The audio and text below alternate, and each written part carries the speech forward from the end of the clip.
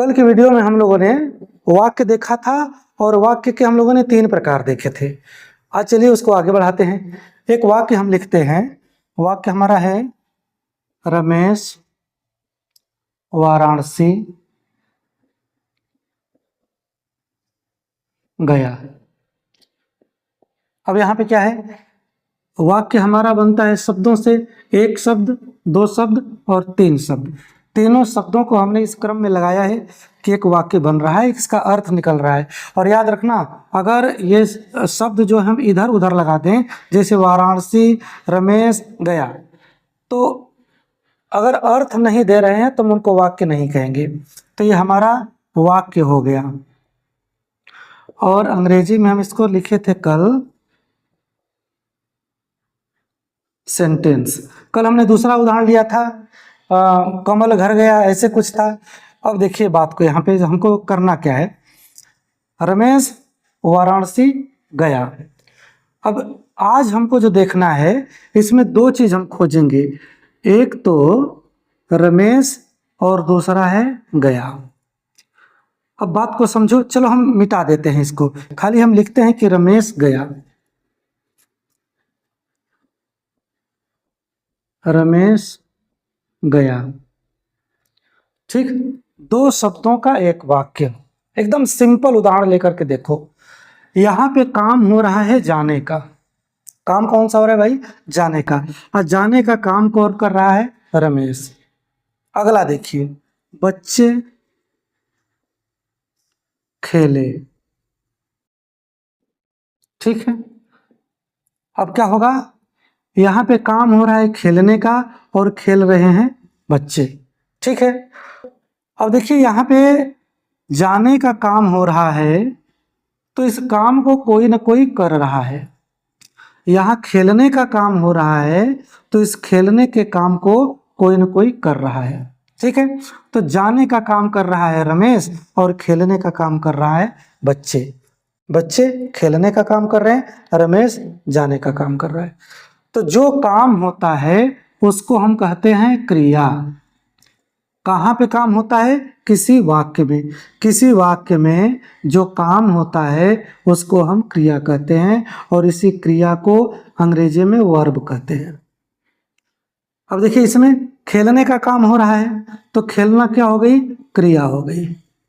खेलना क्रिया हुई, और इसको अंग्रेजी में हम क्या कहेंगे? वर्ब कहेंगे। वर्ब समझ में आ गया? किसी भी वाक्य में जो काम हो रहा होता है उसको हम क्रिया कहते हैं, और इंग्लिश में उसको वर्ब कहा जा रहा है। अब एक बात बताओ, किसी वाक्य में कोई काम हो रहा हो तो वह काम अपने से तो होता नहीं, उस काम को कोई ना कोई करेगा। अपने से कोई काम कैसे हो सकता है? तो यहाँ पे देखिए क्या हो रहा है, यहाँ पे जाने का काम हो रहा है, और जाने का काम कर कौन रहा है? रमेश कर रहा है।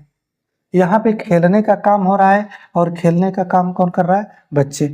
अब हमको पता है जाने का जो काम है उसको हम क्रिया कहेंगे, खेलने का काम है वो भी क्रिया हो जाएगी, और जो इस क्रिया को करता है उसको हम कर्ता कहते हैं। क्या कहेंगे? कर्ता। तो रमेश कर्ता हुआ, और जाना या गया क्रिया हुई। यहाँ पे बच्चे खेलने का काम कर रहे हैं, तो बच्चे हो गए कर्ता और खेलना हो गई क्रिया। अब इस कर्ता को अंग्रेजी में हम सब्जेक्ट कहते हैं। सब्जेक्ट। कर्ता को अंग्रेजी में हम क्या कहेंगे? सब्जेक्ट। ठीक है, तो बच्चे और रमेश दोनों क्या हो गए? कर्ता, और जाना और खेलना हो गई क्रिया। बार बार ये करें क्योंकि ट्रांसलेशन में इसी का खेल है, सब्जेक्ट वर्ब सब्जेक्ट वर्ब। जब तक सब्जेक्ट नहीं पकड़ाएगा तब तक हम उसके अनुसार वर्ब को नहीं लगा पाएंगे। और हमारा आज का जो टॉपिक है वो सब्जेक्ट और वर्ब का एग्रीमेंट है। बात को समझिए, तो सब्जेक्ट और वर्ब को पकड़ना बहुत जरूरी है, इसलिए हमने वाक्य ऐसा लिखा जिसमें सिर्फ और सब्जेक्ट हो और वर्ब हो। अब पढ़िए यहाँ पे, रमेश गया माने जाने का काम रमेश ने किया, और रमेश क्या है? अकेला है। रमेश क्या है भाई? अकेला। जाने का काम रमेश कर रहा है माने रमेश करता हुआ, करता अकेला हुआ। तो अकेला जब काम करने वाला होता है तो हम इसको एक वचन कहते हैं। तो रमेश हमारा एक वचन कर्ता हो गया, हिंदी में एक वचन कर्ता हो गया, और अंग्रेजी में हम लिखेंगे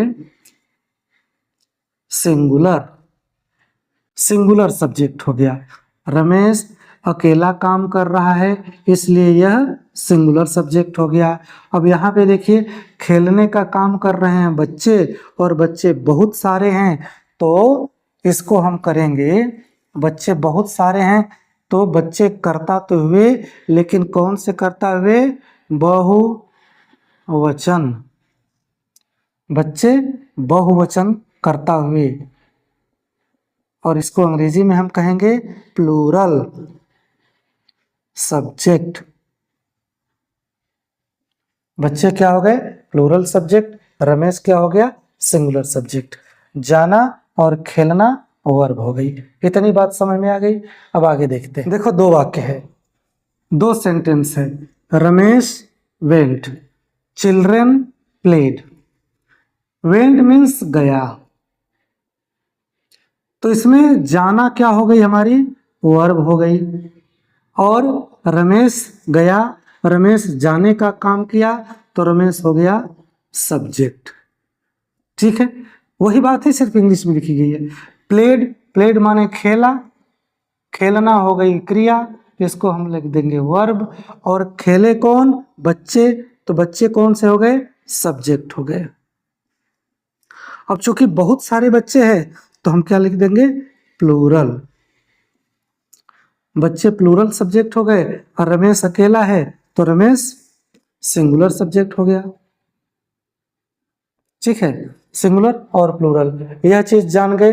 अब आगे देखिए, अब इनमें संबंध क्या होता है हम इसको देखेंगे। देखो भाई, इस चित्र को ध्यान से देखो, यह है सब्जेक्ट महोदय और यह है वर्ब महोदया। ठीक है, ये दोनों बैठे हुए हैं, इनकी हो रही है शादी, इनका हो रहा है ब्याह। इस उदाहरण से तुमको सब्जेक्ट वर्ब एग्रीमेंट भूलेगा ही नहीं। इस जन्म को तो छोड़ दो, 7 जन्म में नहीं भूलेगा। बस ध्यान से सुनो, दोनों बैठे हैं मंडप में, इनकी हो रही है शादी, शादी वादी हो गई, गाना वाना बज गया, आज से तेरी गलियां मेरी हो गई, पर्स मेरा हो गया, बटुआ मेरा हो गया, थरिया लोटा कुल मेरा हो गया। ठीक है, गाना जब खत्म हुआ तो ध्यान से सुनना हमारी बात को। सब्जेक्ट ने कहा वर्ब से, सब्जेक्ट बोला वर्ब से कि अगर मैं सिंगुलर रहूंगा तो तुम भी सिंगुलर रहोगी। सिंगुलर का मतलब एक वचन, एक वचन का मतलब मैं अकेला। अगर मैं अकेला रहूंगा तो तुम भी अकेली रहोगी। तो वर्ब बोली कि अगर मैं अकेली रहूंगी तो तुम भी अकेले रहोगे, माने जब सब्जेक्ट सिंगुलर तो वर्ब सिंगुलर। फिर हुआ कि अगर सब्जेक्ट प्लूरल होगा तो वर्ब भी प्लूरल होगी। अगर सब्जेक्ट प्लूरल होगा तो वर्ब भी प्लूरल होगी, सब्जेक्ट सिंगुलर तो वर्ब सिंगुलर। इन दोनों में हुआ कौन चीज? एक AGREEMENT, इन दोनों में हुआ एग्रीमेंट। एग्रीमेंट माने समझौता। समझौता इस बात का कि सब्जेक्ट और वर्ब के बीच में हुआ एग्रीमेंट कि अगर सब्जेक्ट सिंगुलर तो वर्ब सिंगुलर, अगर सब्जेक्ट प्लूरल तो वर्ब प्लूरल। देखो, एक बात बता दें, जो पार्ट 1 में बताया गया था और जो पार्ट 2 में बताया गया था, इसको बिल्कुल मैंने हिंदी में और बिल्कुल बेसिक लेवल पे बताया है।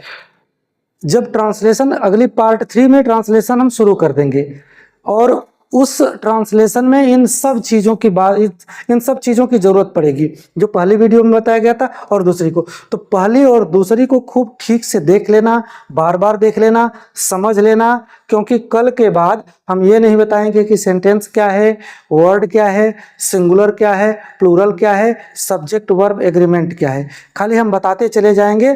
तो इनको कृपा करके आप बहुत अच्छे से देख लीजिएगा। पार्ट 3 में हम लोग ट्रांसलेशन की शुरुआत करेंगे।